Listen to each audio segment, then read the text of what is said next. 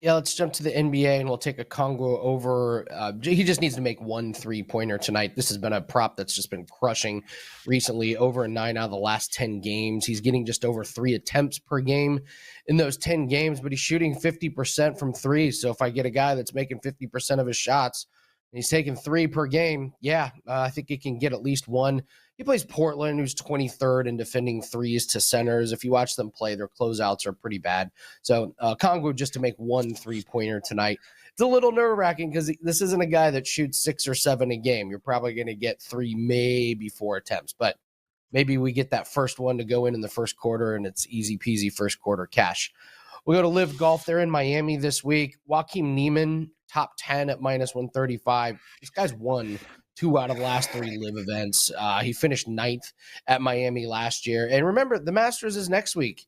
These guys on the Live Tour do not want to come into the Masters flat. So look for guys like John Rahm and Joaquin Niemann to really try to be looking good and to come in, on good form.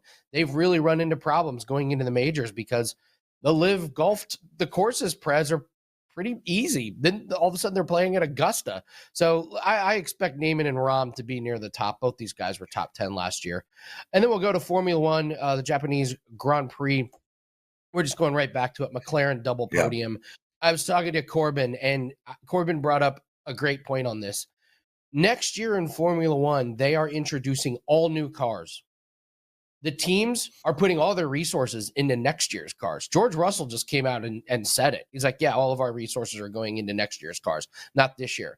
McLaren is going to coast to a championship. I don't think any of these teams are going to be spending much money this year to improve their cars this year. I think they realize that this is a McLaren year. So we're still getting minus 140 on them to finish on the double podium. Yeah, absolutely. I'll take that. I think they steamroll the field this year. Even Aston Martin, they brought a Newey from Red Bull. That's for next year, Prez. Their cars are trash this year. So we're just you're seeing a lot of teams go, you know what? We're passing on this year. Let's move to next year. So let's keep riding McLaren double podium. Well, I mean, the first thing to say, Prez, is these are 2 quality teams. They're going to bounce back with defensive intensity, right? And maybe that could be the case sometimes, but I don't think it is here. I agree with you. And here's something else that jumps out to me. You talked about the Rockets putting up, 148? Look what the Rockets did last night against the Lakers, who, as you know, I think have a suspect defense. The Rockets scored 98 points. So that's a real bad sign for Phoenix. Bad sign for Milwaukee as well. These teams are beat up. Giannis is probable tonight. Damian Lillard remains out, but they're still scoring without him. Bradley Beal, questionable for Phoenix. Durant is out. I think the intensity is not there. And with key players missing, I don't think this is like a circle the wagon game for either team. But look, we're not the only ones feeling that way, right? This total opened 220.5. It's up to 224, even some 225s out there. But guess what? The 225s are some of the sharper books. Bet online, bookmaker, so that's what you want to see. Over a pass for me in this one. Yeah, I mean, this should be a focus spot for both teams, like you said. Both lineups look pretty healthy here. I think we do get a true handicap. And it does jump out to me that Denver, obviously has some reasons to want to get some revenge against Minnesota over the last couple of years, including the most recent meeting in which they lost by 20 as a 3-point home favorite back on March 12th, just less than a month ago. We don't talk a lot about revenge in the NBA. We use it a little bit more in college hoops. But when you get Class A teams like this after an embarrassing loss as a home favorite, back at home, national TV, I do think this is a focus spot. Unlike that other game, I think this is a focus spot for both teams. And the markets seem to agree. In fact, as I'm looking now, the line is lighting up. It opened 2. It's up to 3. We're even seeing 3 minus money. We're seeing some 3.5s. Bookmaker now is a 3.5. I think Denver's the sharp side. And for those live viewers out there here on WagerTalk Today, at 12:18 Eastern on April 1st. No April fooling. I like Denver here, and it's -3 now. You probably want to play it sooner than later. My second favorite play is Winnipeg. They're playing the LA Kings tonight, and I really like the under in this game, guys. Like, I like it a lot. I mean, it's under 5.5, juiced to -140, which means there are 5s out there all over the place, and I understand that. Even at 5, I think this game is 2-1 with an empty netter, at most 3-1. You look at this and you say, okay, Winnipeg, 32, 39, and 3 to the under this year. So they are playing to the under, but most of those are 5.5. The LA Kings, 28, 42, and 3 to the under. This is one of the biggest under teams in the entire league in the LA Kings, and it makes total sense. This LA Kings team put up 8 against San Jose, Before that, they scored 1 goal in their last 2 games. This is not a team that is scoring a ton. They've scored 1 or less 4 of their last 9 games. But conversely, defensively, this team is killing it. I grant you Toronto put up 3. One of them was an empty netter. Colorado put up 4. Other than that, it's 1 or 2 goals in almost every game. 1, 2, 3, 4, 5, 6, 7 out of their last 10 games. 7 out of their last 10 games. They let 2 or less goals in. This team is playing so good defensively. They are tight checking. They have a ton of back checking speed. And they also don't have the guns to put up a ton of goals. When you look at Winnipeg, they have the best goaltender in the league, period. They still need to win hockey games. They held Vancouver to 1. They held New Jersey to 0. They held Washington to 2. That's 3 goals in their last 3 games. I don't see who's scoring in this game.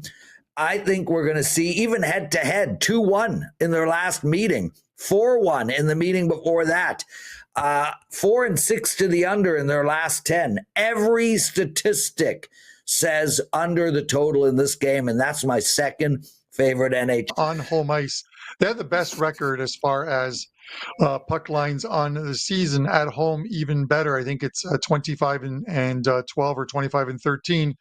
But their last 16 home wins, they have covered the puck line each and every time. They're 16-0, their last 16 home wins to the puck line. And that puck line's plus 155 tonight. You got an Edmonton team that Skinner is out, injured. Picard should be in goal tonight for them. Draisaitl's back. He played against Calgary, scored 1 to tie it up and then win it in OT. But McDavid's out, and he's not coming back anytime soon. I think the idea is to get him absolutely healthy. He'll probably play the last 3 or 4 games of the season and then gear up for the playoffs. I think Edmonton right now is in maintenance mode. Let's get our team healthy. Let's make a playoff run. They know they're going to play the LA Kings. It's just a matter of whether it'll be in LA or in Edmonton to start the series. But they've beaten them the last 3 times in the playoffs, so they know who their opponents are. I love this plus 155 on Vegas.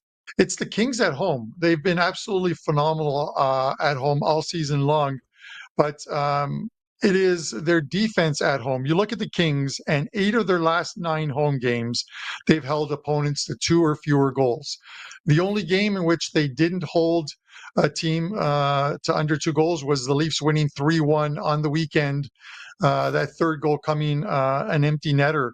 The Winnipeg team total here is at 2.5. It is minus 125 to the over, minus 115 to the under, obviously a 40-cent line. I like the under here. The Kings are 2-0 versus the Jets this season, beating them 4-1 and 2-1.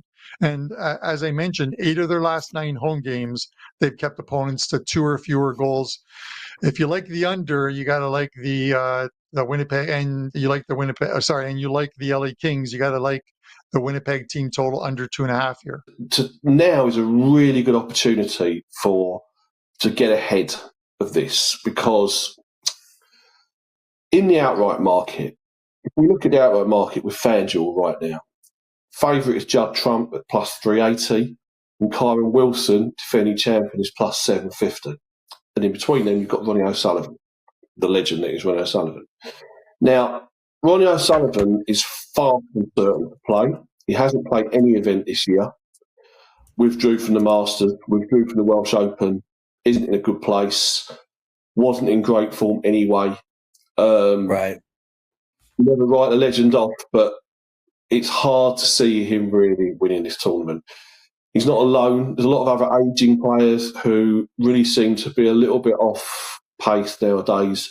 And Trump and Wilson, they've won 7 tournaments between them this season. They've met in 3 finals. Wilson won them all. And I think that they can't meet until the final either. They're drawn in the other, they'll be drawn the other half each other. I think if you get those 2 prices now, plus 380 for Trump, plus 750 for Wilson, you're going to be sitting on a very good position in a couple of weeks, in 2 to 3 weeks when we're through the latter stages. Brilliant stuff. Paul, are you going to be selling snooker picks to our clients on WagerTalk? We are. I've got a year pass for $599. So that's every tournament, every bet. I'm starting it next week for the World Championship. I've been waiting on that. There's a tournament going on now, but I'm not putting any picks up until next